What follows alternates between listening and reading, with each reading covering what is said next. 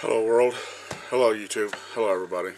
Um, this is just a video to explain a few things, that kind of thing. I had old Glassy Eye ask me a question, and I said I'd make a vid on my position and this and that.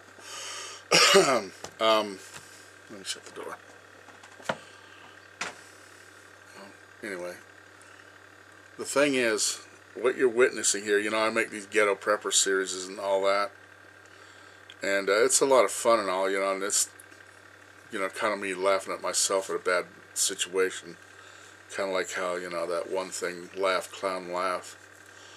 What y'all are really witnessing is a culmination of a man that was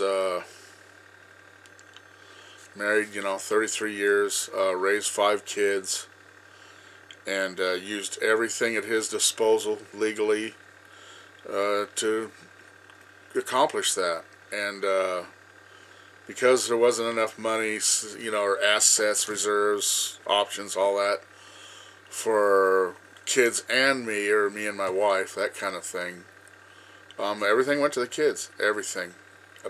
My whole being, every cell, blood cell of my veins, every cell of bone of my marrow of my bones, went towards that. And that's what I did, and that's how we ended up like this. And it was either me or my wife that did it. We never both worked.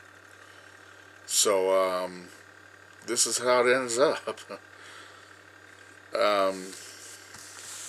I kin it to, well, when I was in when I joined the Army, right, I got out of basic training, went to AIT in Fort Knox, Kentucky, and I had got there 10 days, almost 2 weeks early.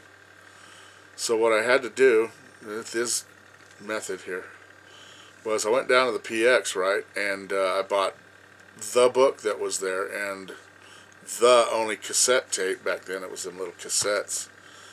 And, I had to read that book and listen to that one tape for a couple of weeks.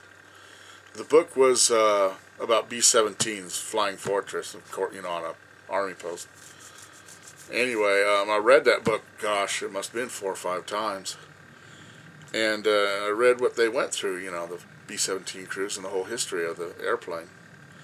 And I akin myself, now that I look at my situation here, I akin myself as, and I just came up with this recently, my life was like a bombing run over like Dresden or something. And I went over and it got shot up, and the engine went out, and they got my landing gear, the tail section's blown up, and I'm coming back, they blew some more off, engine went out, and this and that, and wreck, stuff falling off, oil pressure's gone, that kind of thing.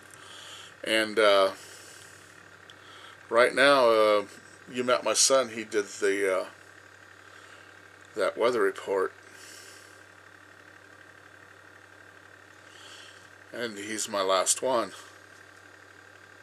13 months, he'll be 18. So,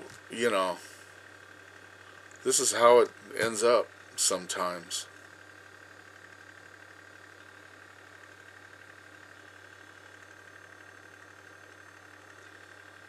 I didn't plan it this way. That's for sure. And I keep telling, Ben, dude, I keep apologizing to him and, sorry, and I did not plan this to end this way. Anyway, there was things, and society didn't help at all. As a matter of fact, it was bad. Even if they stayed neutral, I'd have probably done better. But folks put a concerted effort against me, or just in general. I don't think they went, hey, Gary, I'm going to get your ass. But it just was not conducive. It wasn't even close to being the environment for the 5 kids and the family type scenario I was trying to obtain. No way. So what you're looking at is how it ends up. My plane shot up, my landing gears shot out, 2 engines down, and I'm kind of hanging on.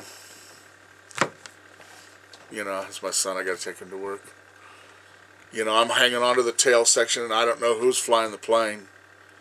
I'm all busted up, shot out, wind gears out, and that's how I ended up. So the reason I can't do good vids is because of my mind. I just have way too much on my mind. And I'm on the last throes of it, and I'm running out of assets. I'm 52 years old, and I'm busted up real bad from all the things I did, the mining, the flying over Germany, that kind of thing, mining every job in the world, and this is it. So my mind can't get away from all that to leave some room to do YouTube videos is my point.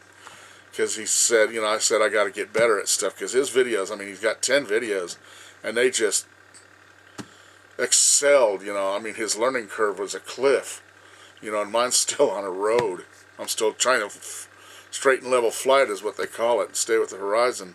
It's all I can do now. And, and I'm just barely getting this going, and trying to get my mind back out of the trauma that I've went through over the 33 years of my life. 35 now, because Debbie's gone 2 years now.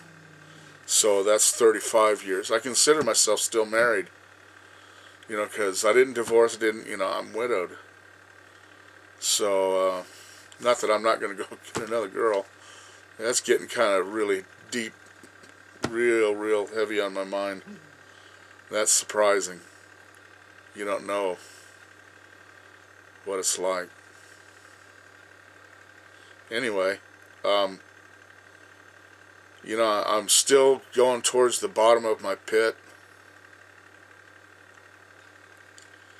I don't know if I've hit bottom yet, but hey, soon now I guess I can take heart. Because once you hit bottom, there's only one way, and that's up. So that's why, you see my house is all tore up as it is.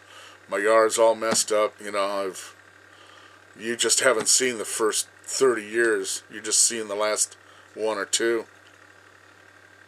So, that's the deal. Hope that made sense. Live by your wits, not by your worries.